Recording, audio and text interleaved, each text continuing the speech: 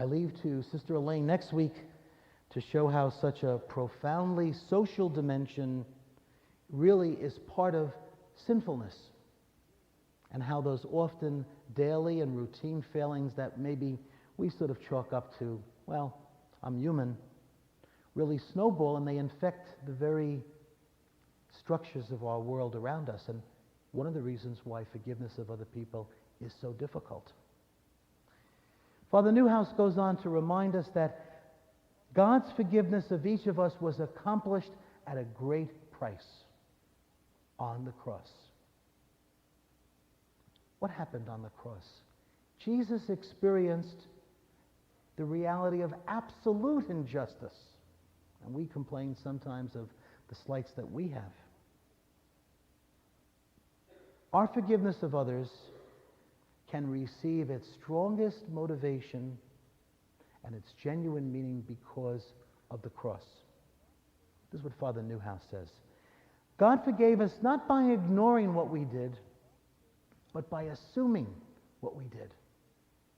We can't go around the pain that the forgiveness that comes from the cross involves. We must go through it. In recognizing our own hurt as being joined with Jesus' hurt, our pain as his pain. And, this is what I think the most, being aware that forgiveness is not always going to be a great thing. People we forgive may be unaware, unimpressed, undeserving, and unrepentant of the forgiveness that we offer them. But if the cross tells us anything, it's that God's justice is real, true, lasting, genuine justice. Just a suggestion. The next time maybe you prepare to go to the sacrament of penance and you examine your conscience, I think you might be, because I've been surprised to discover something. A lot of times, my cries, your cries for seeming justice are often thinly disguised rationalizations of what is so unjust. That's why I think our Catholic devotional practice for the sacrament of penance encourages frequent reception. The more we experience the sacrament, the more we prepare ourselves for the sacrament, the more sensitized we become to those subtle attitudes, even tricks we play on ourselves, thinking that something really is good and it's not good. I don't know if any of you recognize the name Marietta Yeager Lane. She's a resident of Montana. She's a mother and she's a Catholic. She's also the founder of 2 national organizations for families who have lost a loved one through violent death. While she was on a camping trip with her family in 1973, Susan, her youngest daughter, 17 years old, was kidnapped from their tent in the middle of the night.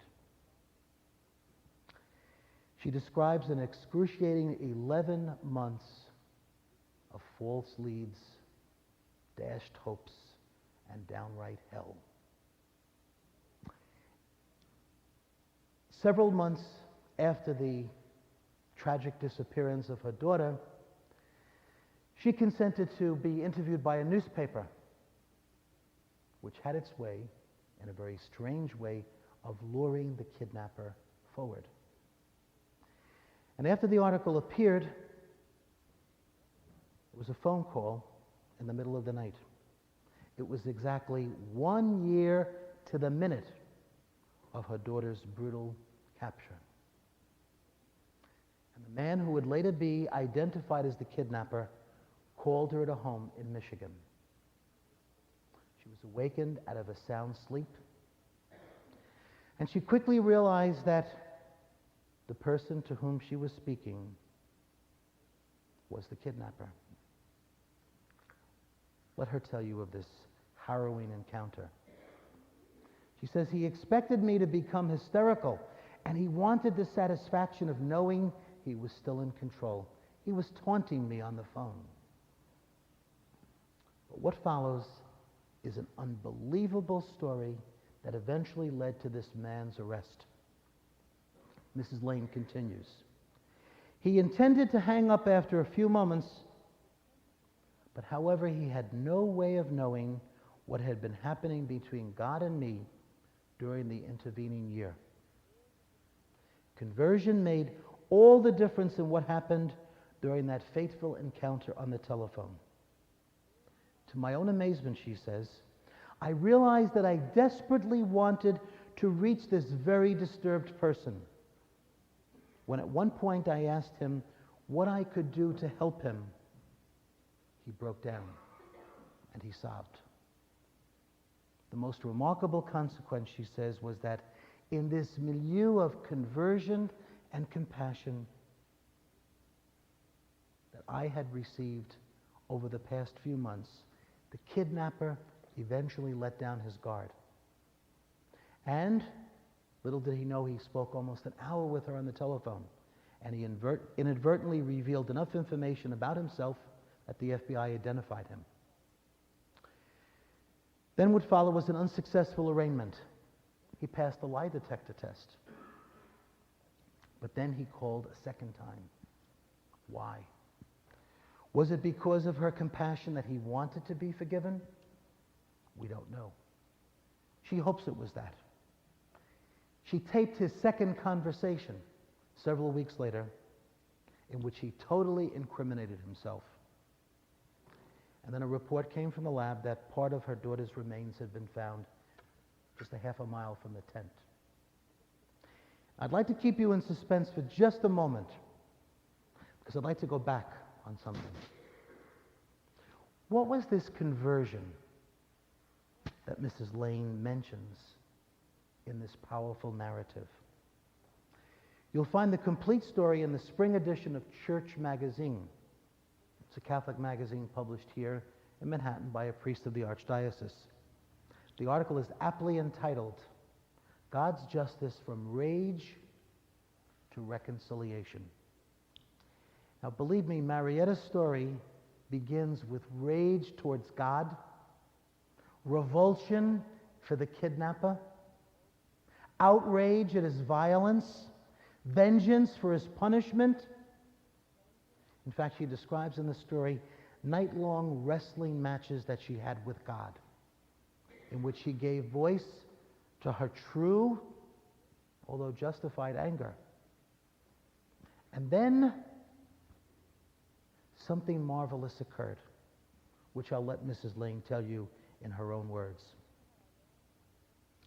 No sooner had I owned my own capacity for violence that I knew as a Catholic Christian I was called to forgive my enemies. I knew that hatred was not healthy. I knew angry, vengeful people whose health and quality of companionship had been diminished by their hate for someone who had wronged them. I struggled and I argued. I do not mean that there and then I wholeheartedly forgave the kidnapper, but I did say what I could, giving God permission to change my heart. Marietta then goes on to describe her cooperation with God's grace, as she calls it, on two levels. First of all, to continually rise above her human desire for revenge. And she said that died a slow death. And secondly, to allow God's justice to be done. I have to tell you this, her faith in this story is utterly inspiring. But I also admire her realism. Permit another quote from this splendid story. She says when she talks about other people who have joined her groups, their journeys to and through the cross, which God has allowed but not willed, have a wide variety of timetables and traumas, struggles and setbacks. Forgiveness of others is not accomplished easily nor once and for all. She continues, every time we are asked to meet Jesus at the cross in a moment of conversion, even if it takes a long time to fulfill, God faithfully brings us to the resurrection in the here and now of our lives as well as for eternity. But lest you think that this promised healing of her heart was a magical story, there's a tragic, though momentary, dead end on her road of transformation. She describes the morning that finally she met face to face the kidnapper. The prosecutor came to her and said, "How much do you want to forgive?" And she was asked, "Do you want to pursue the death penalty?" She thought and she prayed. She said, "For a moment, that old vengeance rose up again." And I said, "No." She prayed hard, she says. And she writes, "I came to realize that to kill this man in Susie's name would be to violate, would be to profane the goodness and sweetness of my daughter's life." And so she asked for mandatory life imprisonment without parole.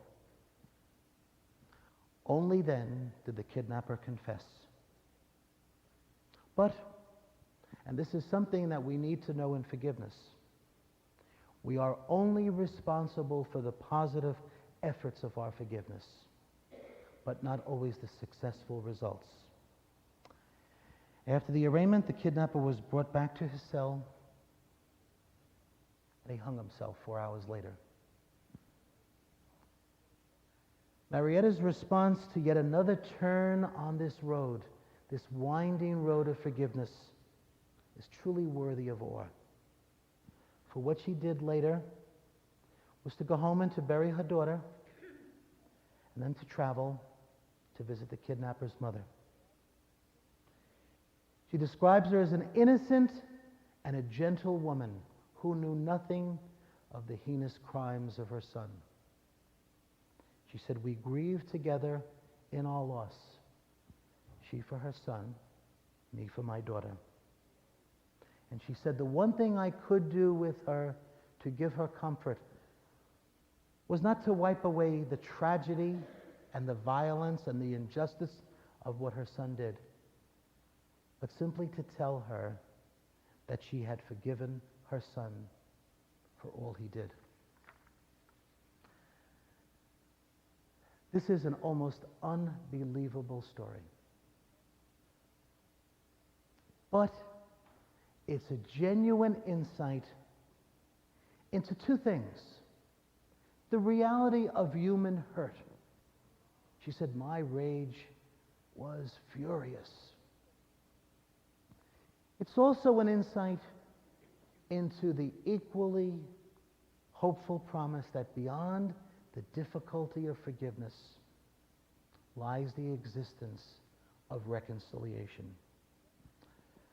Hopefully, Msgr. Brennan left you with some valuable insights on how we can do this for ourselves. Although she doesn't say it, but describes herself as a devout Catholic, I could assume, in fact, I would even presume from the way she writes, that Mrs. Lane obviously experienced this inner serenity in the sacrament of penance. Not just once, but many times. And I further suspect that the impetus to want to share that inner serenity with her daughter's killer was a result of the healing from the sacrament of penance. Could we apply this to ourselves and to think of how our own personal healing in the sacrament of penance can be a salve for others? If we live out the sacrament. If we incarnate the forgiveness that we've received in the sacrament in the people and the circumstances around us. If we become the sacrament of forgiveness to others in our speech and through our actions. 2, as the sacrament of penance does, embody God's forgiveness through the ministry of another person, that we, through the ministry of our own personhood, embody that forgiveness and minister it to someone else. Forgiveness is a gift from God. You've tried it, I've tried it. We cannot do it on our own. Our own human temperament and inclinations reject it, are repulsed by it even at times. Forgiveness is a gift from God that we must pray for. And maybe it begins by recognizing the hurt we have now and to bring it to the Lord and to say, I want to let go of this hurt. Could you give me permission to let it go? Forgiveness of others, I think, requires and really builds upon two things. This honesty with ourselves. We're not unconverted people because maybe we can't forgive yet. We're believers because we want to forgive, although maybe we've not done it yet. Forgiveness of others also requires not merely an honesty with self, but a humility before God. To say, my ways are not your ways, and certainly your ways are not my ways. What better forum than in the sacrament of penance? A sacrament that we conscientiously prepare for. And to say, Lord, whatever happens in that room or in that booth, I'm open to it. A sacrament that is prayerfully received, going beyond not merely just what I say, but when I'm prepared to listen to what God might say. And taking the insights that we receive through the priest, through ourselves, and applying them to our daily life. I could say this.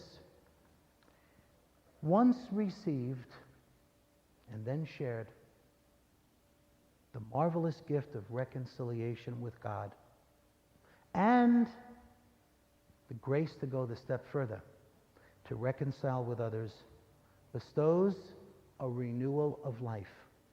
And we will find in a strange way, it will restore even our other relationships. And the miraculous thing about it all is that the first and greatest beneficiary of this rebirth of peace and healing will be ourselves. Any comments or questions? What do you think of that? Oh, yes. Well, I have several comments, and maybe Msgr would want to add something. When he read, and he said to me, I'm going to read the Gospel of the Prodigal Son, I was very happy because in that lengthy article that Father Newhouse writes, he wonders a bit, which is something, by the way, I think is great to do when we're at Mass and hear the Scriptures. You know, St. Alphonsus, St. Ignatius Loyola always said, put yourself in the scene. And there are sometimes that I see myself as the sort of jealous brother or the father. But Father Newhouse kind of imagines, he said, do you think that was the first time the father went and looked for the son? In fact, Msgr kind of hinted at that. Father Newhouse wonders if the father went every night to look for the son. Now, we're also told by Matthew, before the son said anything, the father forgave him. The second thing, and I said this in the story, that is not a kind of, sometimes we'll say, oh, sure, Father, that's nice on paper. Mrs. Yeager didn't have a nice little fairy tale there. Not just the death of her daughter, but the ensuing events. I said a little phrase there. We're not always successful in our attempts to forgive. But it's the effort to do it that is the act of forgiveness. I also made the comment, I said, a lot of times we're going to be like our Lord on the cross. People unaware of his forgiveness, unimpressed, undeserving, and unrepentant. To my mind, the act of forgiveness is our forgiving, period. No more. Evicting the tenant. There have been many times that I have offered forgiveness and never had any response. By the way, how many times have we gone to the sacrament of penance, and no matter how consoling and nurturing the celebrant is, we still don't feel forgiven? And yet we are forgiven. But that's certainly one of the obstacles. I think we want everything to be nice and we had an argument the other day in our religious education program. It was on Ash Wednesday, and these two kids were online for ashes, and they began to argue and fight. Now, I knew they were, first of all, just to get them in public, so I thought I would use my greatest psychological insights. And I got them later and talked with them and was very nurturing.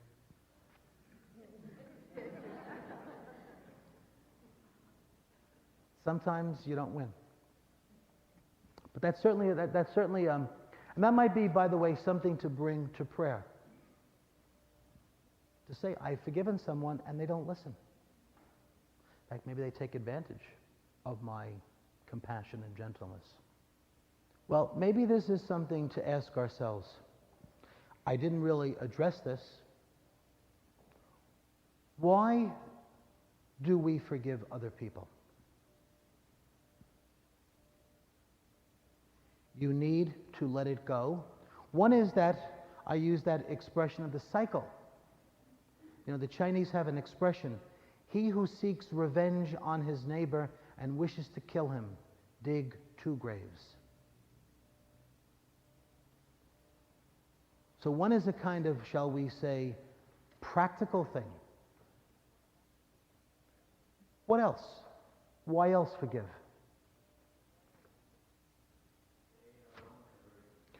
Okay, to aid our own conversion.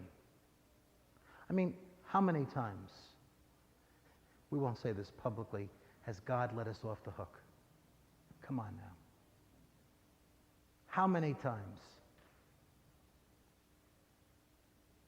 Yeah, 7 times 70, but how about us letting other people off the hook once in a while? Even though they don't deserve it, nor will appreciate it, maybe.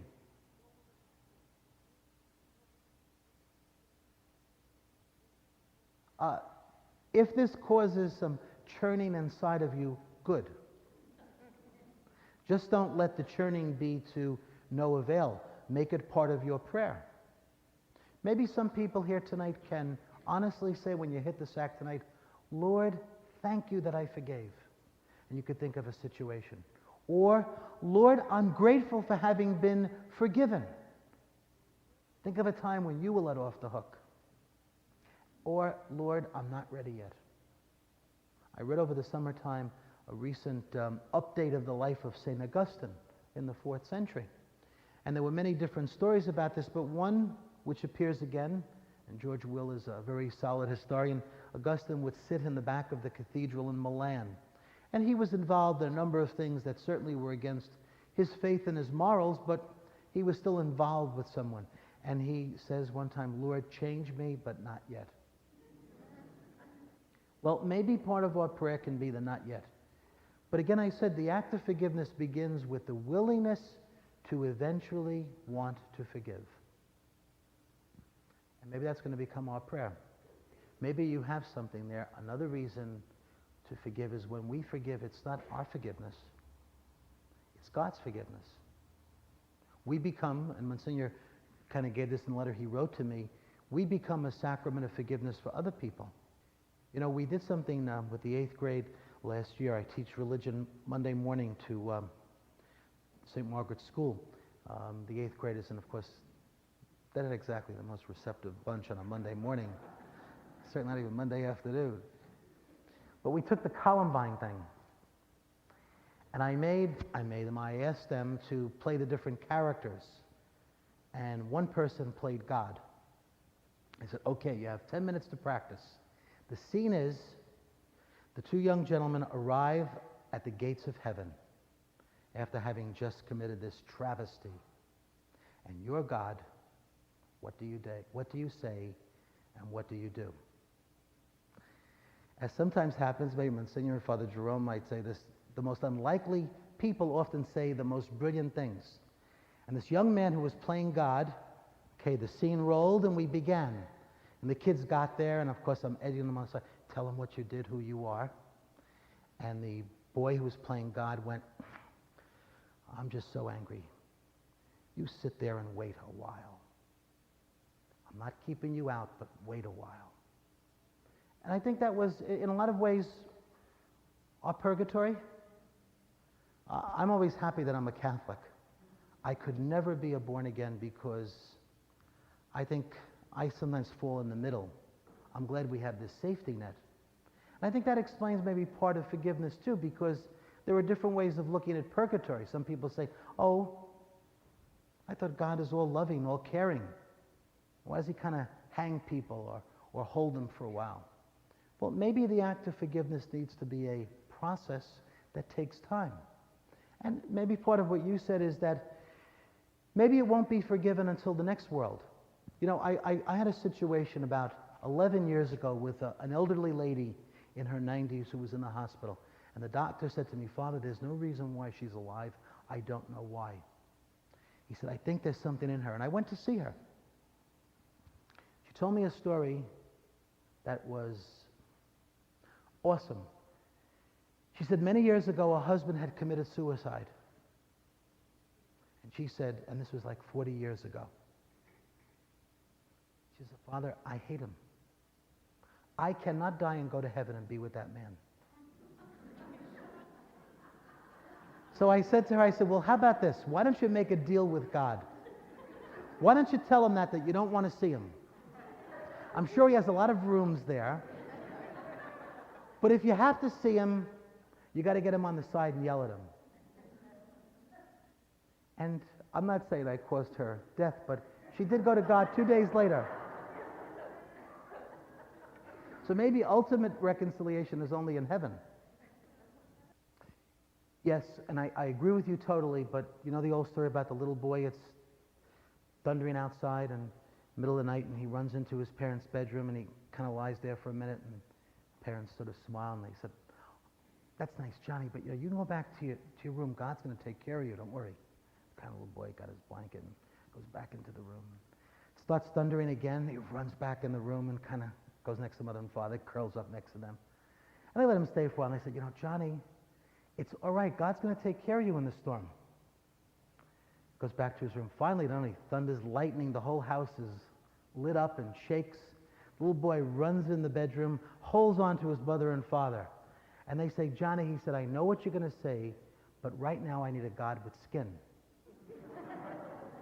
So part of, I think, the obstacle to forgiveness is that we're not just disembodied robots. We are people who have hurts and feelings.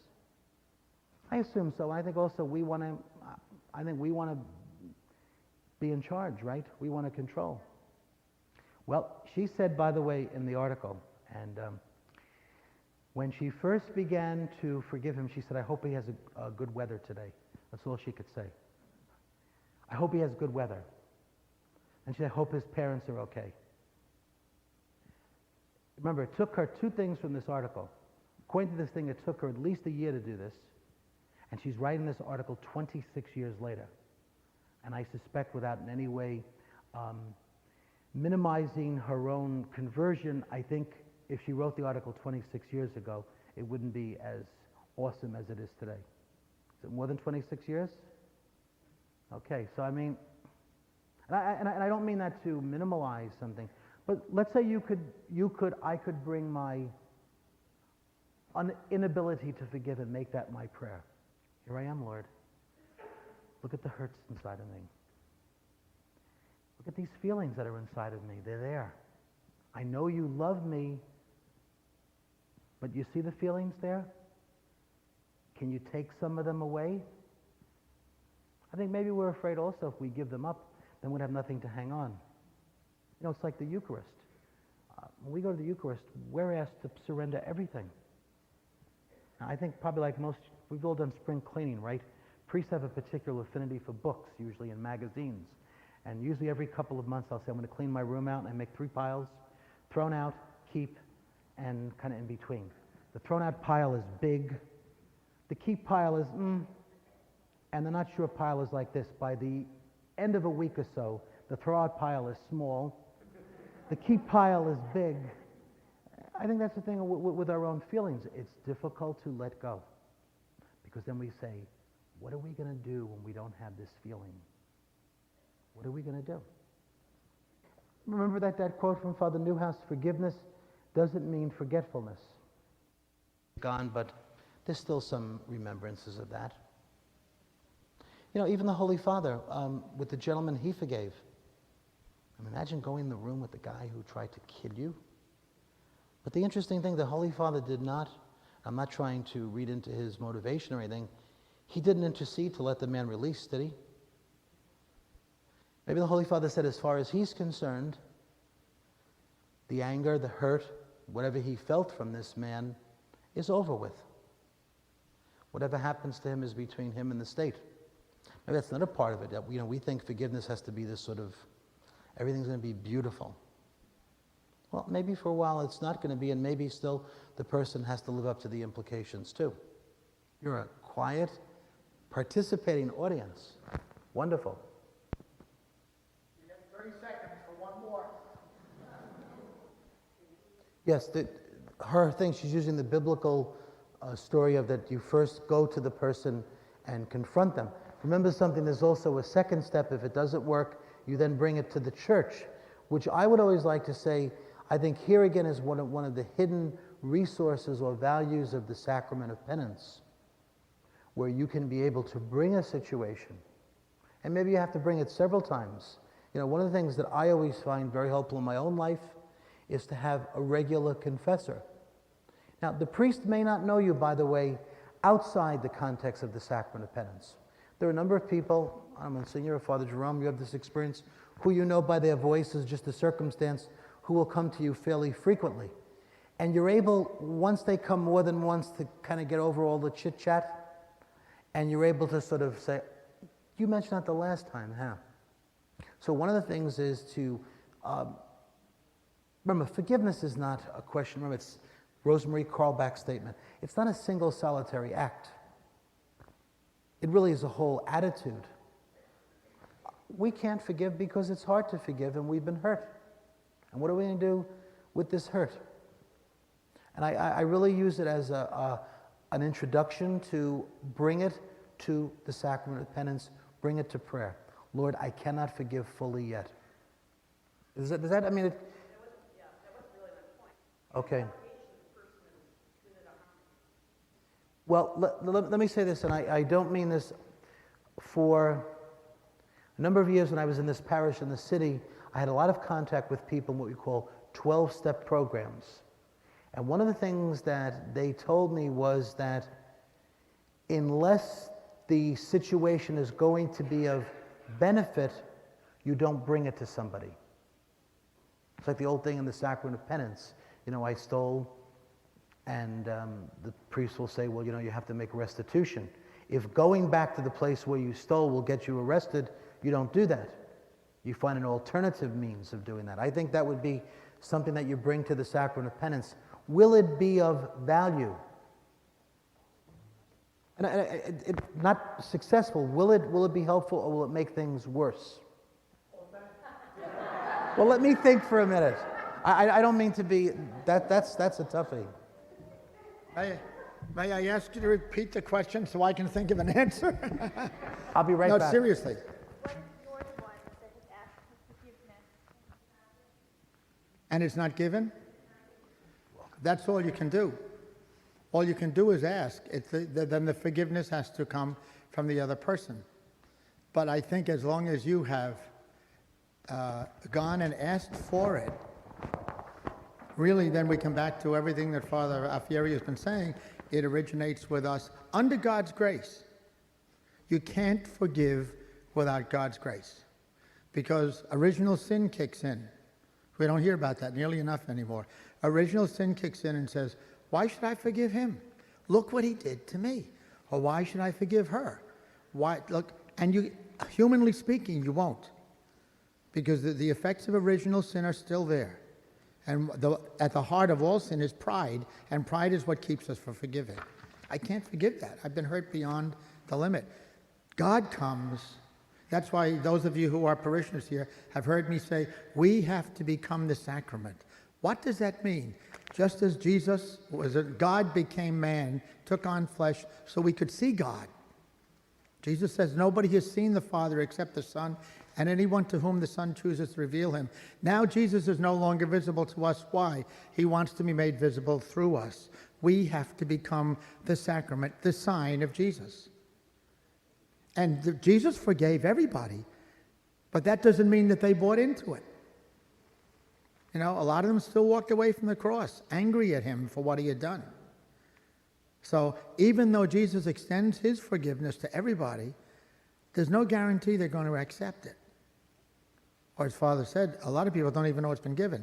In your case of what you're saying, the example you're giving, they did know it was extended, but for whatever reason, they have a problem and they can't offer that forgiveness.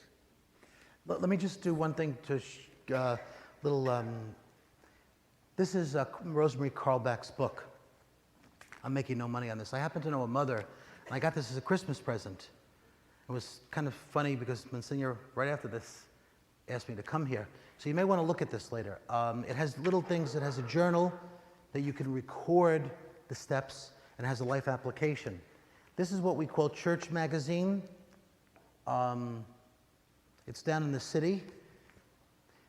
This thing, The Word Among Us, you have loads in your vestibule. There's a great article there on a time for mercy. A number of years ago, I was in a parish with another priest, and we were asked to write a letter to the judge.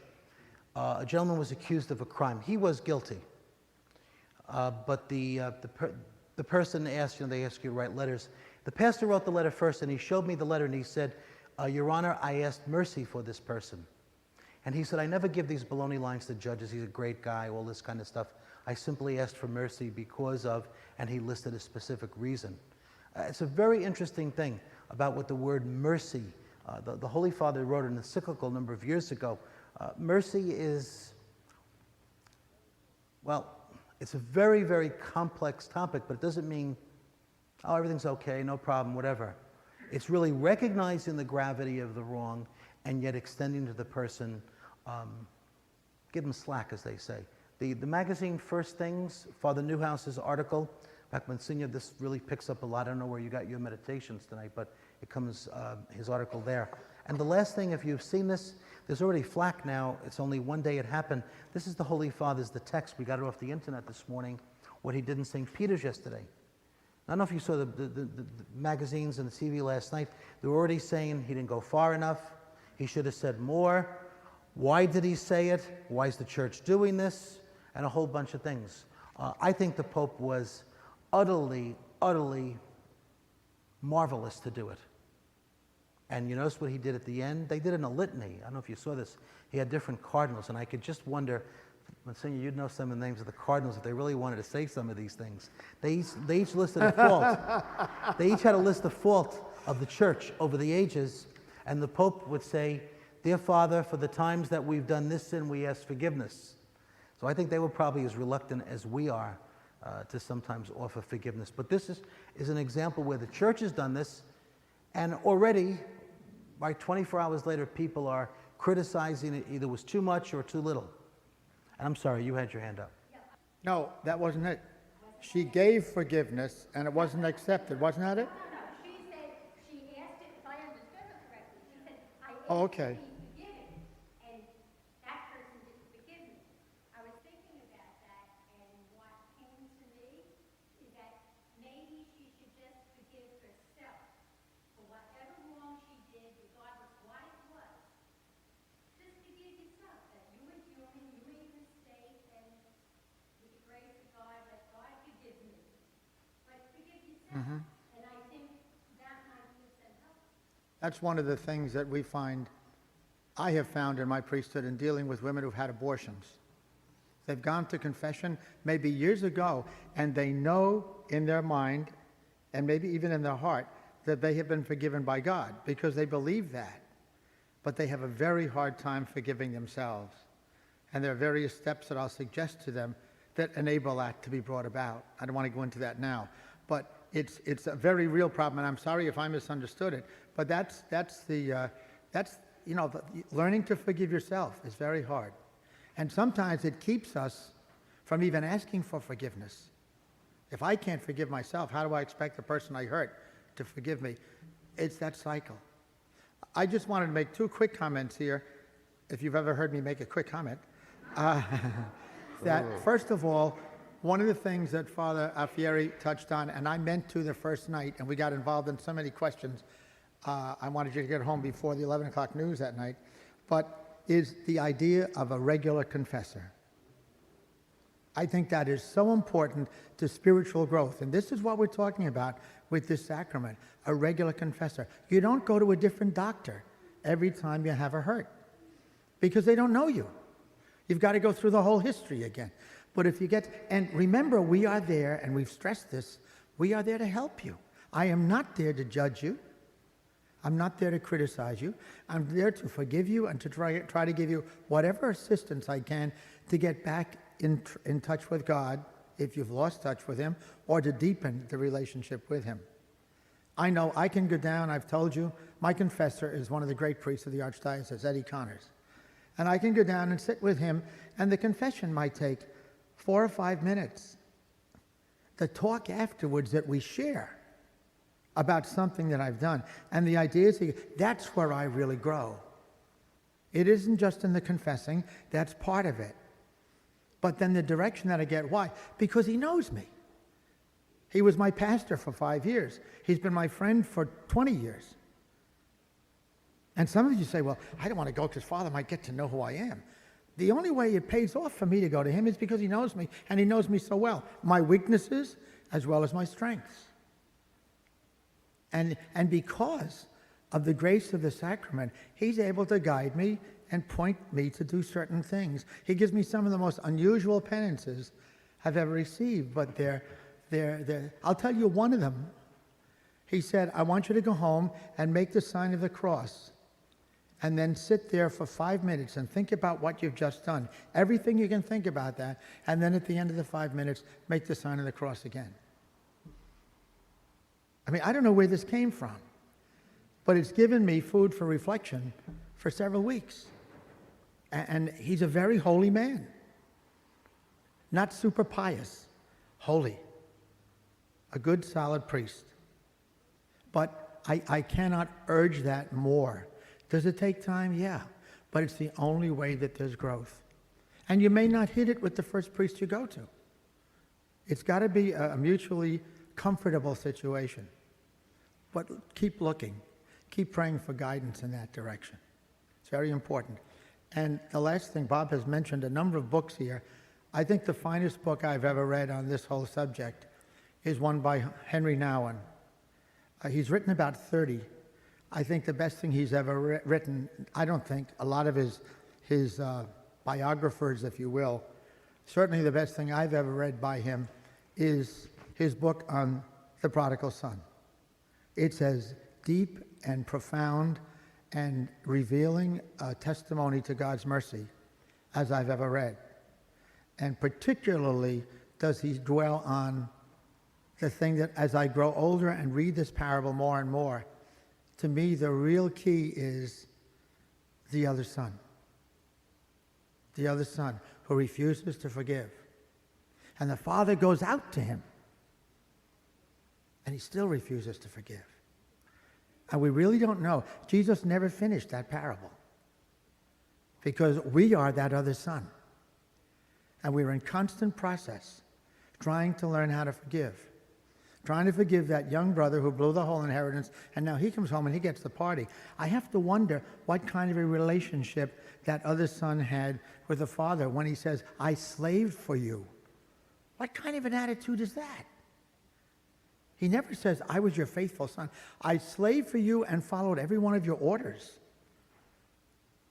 It's a strange relationship to begin with. And now, the father comes out to him. And the son refuses his forgiveness.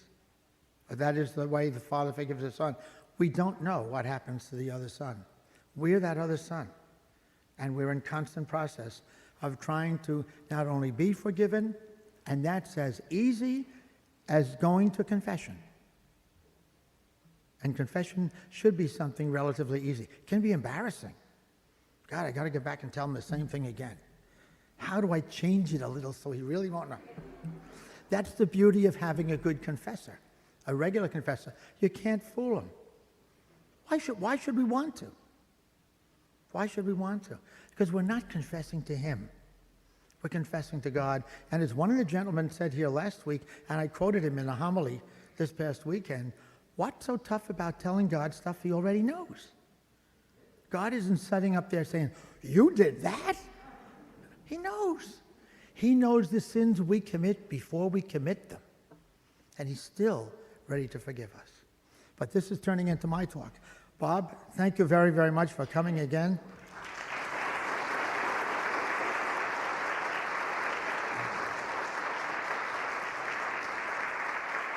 And please don't forget, next week is the last in the series, and I'm really, really pleased at the consistency of the number of people who are coming. You will enjoy Sister Elaine next week on a very important aspect of reconciliation. Am I my brother's keeper and my sister's too? God bless.